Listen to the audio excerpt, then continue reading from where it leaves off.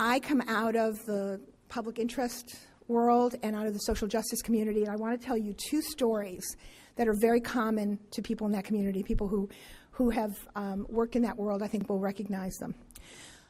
The first is a story told by Saul Alinsky, who was probably the penultimate or the ultimate community organizer, and someone that when I was a VISTA volunteer, I was lucky enough to be trained by.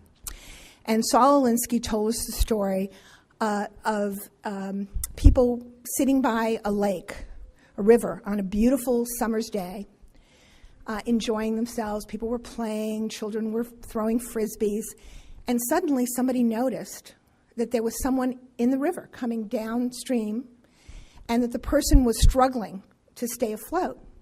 And everybody sort of was frozen in shock and paralyzed and trying to figure out what was going on. And finally, one man jumped in the river, grabbed the person, put him in, the appropriate, I want to say headlock, but I think that's the wrong.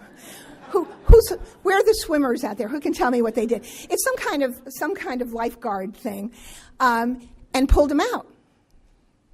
And then administered CPR, and everybody gathered around. The person was fine. And a few minutes later, another person came down the river drowning. And once again, this very wonderful Good Samaritan jumped in, pulled the person out, administered CPR. And then another person, and another person, and another person. And he kept doing that, and kept trying to, and kept saving the lives of these people. And then suddenly he got up and started walking away. And the other people said, "Where are you going? There are more people coming down the river. There are more people drowning." And he said, "I'm going up the river to figure out who's throwing these people in and stop him."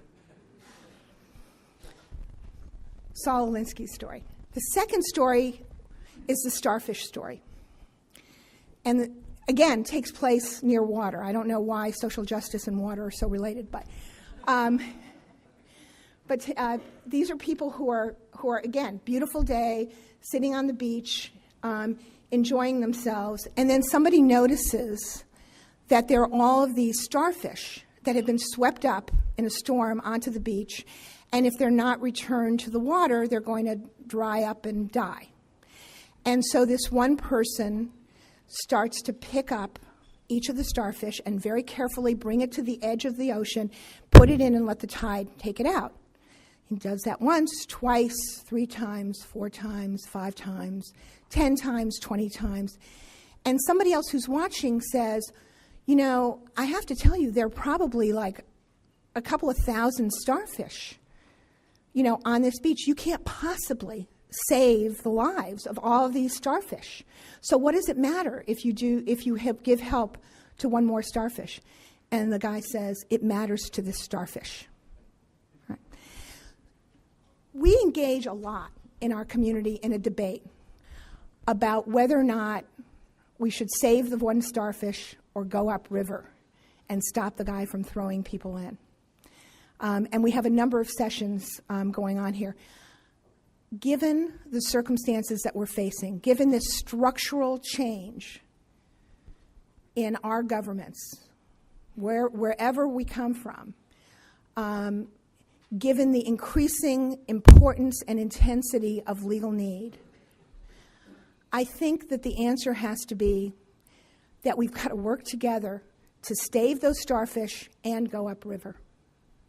We have to figure out how to address these pressing individual needs, because a lot of people are going to be suffering a great deal over the next few years. We also, though, I think have an obligation, because if that's all we do, we will not succeed. We will have an impact, and we will help those people whom we save. But the situation, the underlying reason that they're struggling and suffering will not change. We will not have addressed the underlying solution. And so what we have to figure out, and I believe that we can, is how to address individual needs in the context of larger systemic change and shifting. And if we don't do that, given the numbers, what we're going to see is what I think is already beginning to happen, and that is a very strong feeling among the people in our countries and in our communities that the justice system just isn't there for them, that there is no hope of remedy or fairness or equity for them. So I think we have to do that. To do that, we have to change and reinforce our pro bono commitment.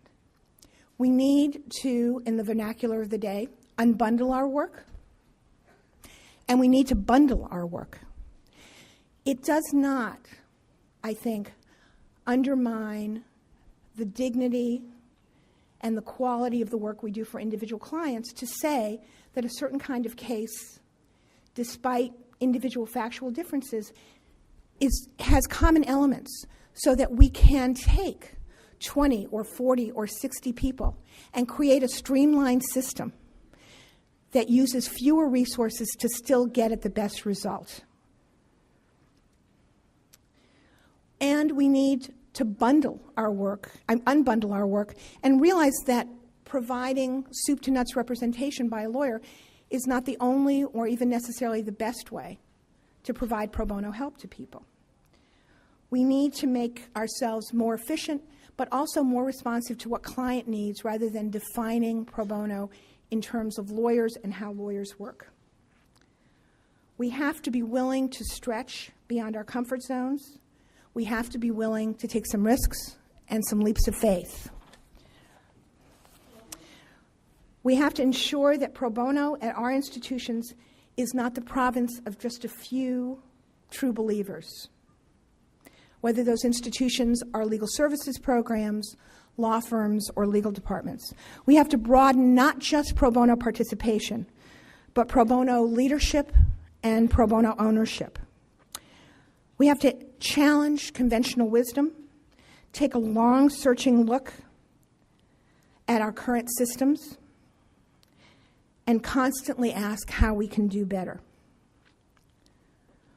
When you leave the seminar forum, I would ask each of you to make a commitment, and that is to look at and change just one thing in your current pro bono program when you go back, to improve the quality and the impact of that program. Times of crisis, I know it's a cliche, but it's true, are also times of great opportunity and innovation. And I think that we have that opportunity. We have the gift of being able to change and innovate and broaden what we do. Jim Jones, who is the chair of the Pro Bono Institute Board and one of the wisest people I know, recently sent a quote that sums up in a somewhat humorous way our situation. It's attributed to a 1908 Nobel laureate in physics. And the quote is, "Ladies and gentlemen, we have run out of money. It is time to start thinking." We've surely run out of money, or we're very close to it. You are the most thoughtful people I know. You've been thinking and executing and improving all along. Keep thinking and keep doing for the state of justice. Thank you.